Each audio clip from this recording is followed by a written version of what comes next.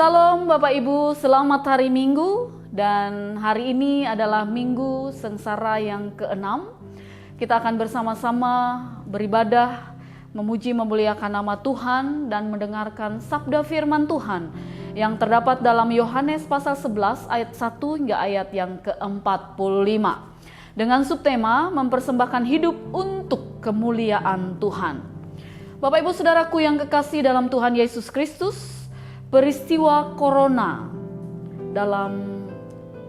yang terjadi di tengah-tengah kehidupan kita ini adalah sebuah problem yang sangat serius, baik bagi pribadi kita, bagi bangsa ini, bahkan bagi dunia. Karena di tengah-tengah bangsa kita ini ada berbagai macam orang dari suku apapun, profesi apapun meninggal karena terpapar virus corona ini. Bapak Ibu Saudara, itu membuat kita menjadi gelisah, mungkin juga menjadi khawatir. Kita bertanya berapa lama kita harus tinggal di rumah dan sampai kapan ini berakhir. Dan pertanyaan-pertanyaan ini tentu terngiang dalam pikiran kita. Seolah-olah Tuhan terlambat untuk menolong kita. Kelihatannya Tuhan tidak cepat untuk menolong kita. Tapi Bapak Ibu Saudara, tahukah Bapak Ibu bahwa semua yang dilakukan, semua yang terjadi ada tujuan yang dilakukan oleh Tuhan bagi kita. Yang pertama adalah bahwa Tuhan ingin menunjukkan kepada kita supaya nama Tuhan dipermuliakan di tengah-tengah dunia ini. Yang kedua bahwa supaya kita belajar untuk percaya ada waktu bagi Tuhan untuk menolong kita. Tidak ada yang terlambat bagi Tuhan untuk menolong kita. Bapak Ibu Saudaraku yang kekasih dalam Tuhan Yesus Kristus, Yesus mengatakan bahwa penyakit ini tidak akan membawa kematian bagi Lazarus. Dalam firman Tuhan dikatakan, tetapi kematian Lazarus adalah untuk menyatakan kemuliaan Allah. Bapak Ibu Saudara, kalau kita baca pada ayat yang ke-14 dalam firman Tuhan ini, ada dialog antara Yesus dan para murid, di mana para murid mengatakan, Yesus, Lazarus meninggal, orang yang engkau kasihi meninggal. Tapi Yesus katakan bahwa Lazarus tidak meninggal, ia hanya tidur. Kalau begitu, murid-murid katakan, kalau ia tidur, maka ia nanti akan bangun. Tetapi Yesus mengatakan bahwa Lazarus tidur dan akan bangun kembali. Mereka tidak mengerti apa yang dikatakan oleh Yesus. Yesus mau mengatakan bahwa ia mati, tetapi ia akan bangkit. Karena ketidakpercayaan mereka, sehingga Yesus mengatakan Lazarus akan bangkit. Lazarus mati dan akan bangkit. Bapak Ibu Saudara yang kekasih dalam Tuhan Yesus Kristus, begitu pula dengan Marta, saudara Lazarus. Dalam kekhawatiran, dalam kegelisahannya, dalam penyesalan, dalam tangisannya, ia juga bertemu dengan Yesus dan mengatakan, Yesus, sekiranya engkau di sini, saudaraku pasti tidak mati. Dan ia katakan Lazarus telah meninggal 4 hari dan ia sekarang ada dalam kuburnya. Bagi Marta tidak ada harapan karena memang seorang laki-laki, saudara tertua, ia adalah tulang punggung keluarga dan dia adalah harapan bagi keluarga. Dan ini menjadi harapan dari Marta hilang. Dan kemudian yang ada hanyalah tangisan dan penyesalan. Namun Yesus mencoba untuk menghibur Marta yang sedang kalut. Saudaramu akan bangkit, Marta, kata Yesus. Jawab Marta, aku tahu dia akan bangkit, tetapi pada akhir zaman. Bapak Ibu Saudaraku yang kekasih dalam Tuhan Yesus Kristus, memang menurut perhitungan manusia, Tuhan terlambat. Bahkan saat Yesus tiba, Lazarus sudah 4 hari dikuburkan. Tentu sudah membusuk. Mereka bahkan juga katakan sudah terlambat. Bapak Ibu Saudaraku yang kekasih dalam Tuhan Yesus Kristus, bukankah ada 12 jam dalam satu hari? Yesus membangkitkan kesadaran para murid mengenai waktu. Tetapi kali ini yang dia nyatakan bukanlah betapa singkatnya waktu dan betapa giatnya para murid harus melayani Tuhan. Yang dia nyatakan pada saat ini adalah bahwa ada 12 jam dalam satu hari di mana manusia dapat menikmati terang. Dapat menikmati terang ketika mereka bisa bersama-sama dengan Tuhan. Ketika mereka melakukan perjalanan dengan Tuhan. Dan mereka bisa merasakan bagaimana ada ketenangan, ada kedamaian dalam kehidupan mereka. Dan mereka dapat dengan tenang mengikuti Yesus tanpa terantuk. Mengapa? Karena Yesus sedang menjalankan kehendak Allah.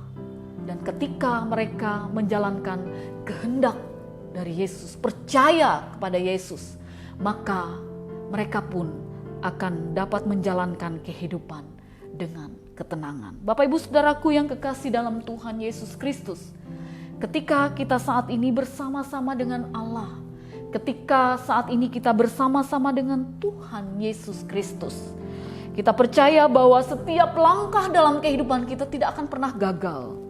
Dan kita akan dapat merasakan pimpinan Tuhan. Dan kita akan dapat merasakan ketenangan dan kedamaian dalam kehidupan kita. Bapak Ibu Saudaraku yang kekasih dalam Tuhan Yesus Kristus, murid-murid dapat dengan tenang mengikuti Yesus. Baik Lazarus yang seolah dibiarkan sakit hingga mati oleh Yesus, maupun para murid yang mengikut Yesus, yang seolah dipimpin berjalan menuju sebuah konflik, sebuah masalah, sebuah bahaya. Jika bersama dengan Yesus, bahaya pun tidak akan membuat rencana dalam kehidupan kita gagal. Jika kita berjalan dengan Yesus, kematian pun tidak akan membuat rencana dalam kehidupan kita gagal. Bapak Ibu Saudaraku yang kekasih dalam Tuhan Yesus Kristus, mengapa? Karena kemuliaan Allah akan dinyatakan melalui pekerjaan Yesus. Dan kita yang mengikut Dia akan menikmati pimpinan Tuhan yang membawa kita kepada sebuah kemuliaan. Bapak Ibu Saudaraku, Tuhan dinyatakan, kemuliaan yang dinyatakan di dalam sakit, di dalam kekhawatiran, di dalam bahaya, bahkan di dalam kematian sekalipun. Berjalanlah bersama dengan Yesus, Sang Terang itu, sehingga kita tidak berjalan dalam kegelapan.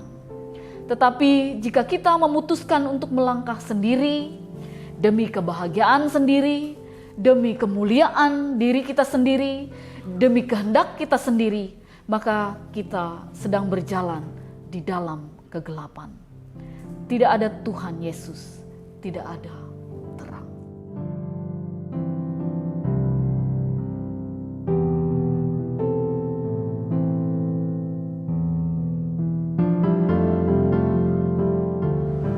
Bapak Ibu Saudaraku yang kekasih dalam Tuhan Yesus Kristus, Injil Yohanes mengisahkan tentang besarnya kasih dan relasi antara Yesus dengan Marta, Maria, dan Lazarus. Relasi kasih yang begitu indah, yang tentunya menyebabkan luka hati yang besar bila ada kehilangan. Dalam ayat ke-32 dikatakan bahwa maskulah hati Yesus. Bagaimana Yesus merasakan pedihnya hati dari Maria dan Marta. Sakit, bahkan meninggal dunia merupakan pengalaman yang manusiawi memang dalam kehidupan manusia. Kedekatan dengan Tuhan Yesus pun tidak berarti meniadakan hal ini. Siapa saja bisa sakit bahkan meninggal. Demikian juga dengan Lazarus, saudara Maria dan Marta ini. Mereka adalah orang-orang yang mempunyai hubungan yang sangat dekat dengan Yesus. Bahkan Yohanes menyebut sebagai orang yang engkau kasihi pada ayat yang ketiga. Tuhan, orang yang engkau kasihi, sakit dikatakan. Bapak Ibu Saudaraku yang kekasih dalam Tuhan Yesus Kristus, tentu saja keadaan ini menimbulkan kesedihan bagi saudarinya. Dan ini hal yang sangat wajar bagi Maria, Marta. Namun yang menarik adalah bagaimana sikap mereka dalam menghadapi keadaan ini. Mereka mengirim kabar kepada Yesus. Dengan mengirim kabar, tentu saja bagi mereka Yesus sangat berarti sekali dalam kehidupan mereka.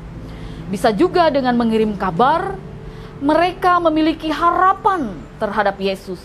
Atau juga bagi mereka Yesus adalah andalan dalam hidup mereka.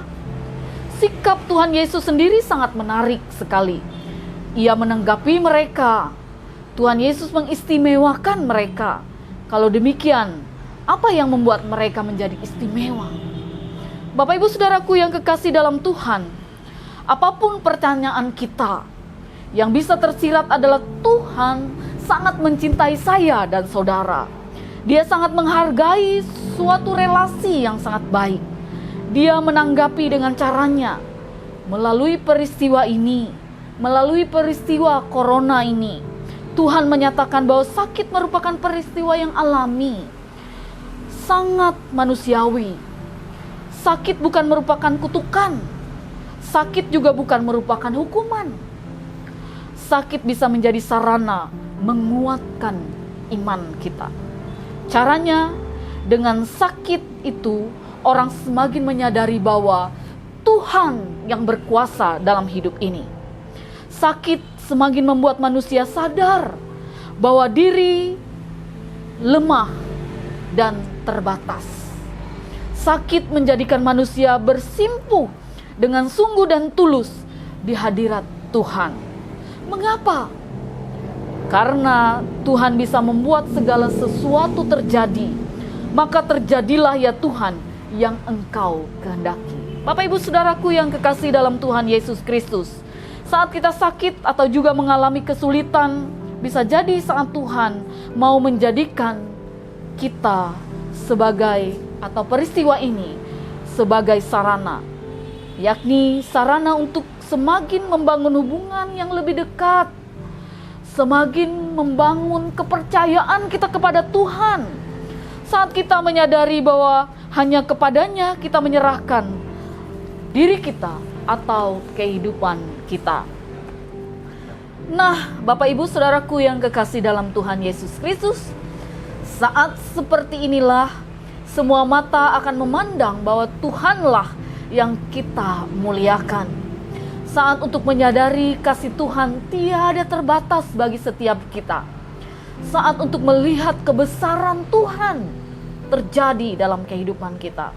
Inilah saat yang tepat di masa Prapaskah ini untuk mengimani Tuhan, dan hanya kepada Dia saja kita berserah.